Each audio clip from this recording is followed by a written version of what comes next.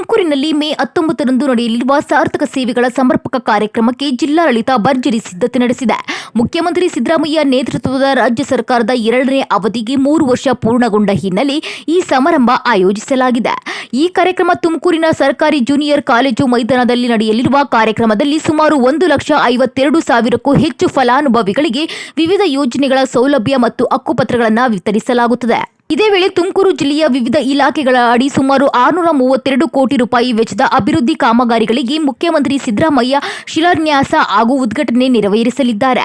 ಕಾರ್ಯಕ್ರಮದಲ್ಲಿ ಉಪಮುಖ್ಯಮಂತ್ರಿ ಡಿಕೆ ಶಿವಕುಮಾರ್, ಸಚಿವ ಸಂಪುಟ ಸದಸ್ಯರು, ಸಂಸದರು ಹಾಗೂ ವಿವಿಧ ಗಣ್ಯರು ಭಾಗವಹಿಸುವ ನಿರೀಕ್ಷೆ ಇದೆ.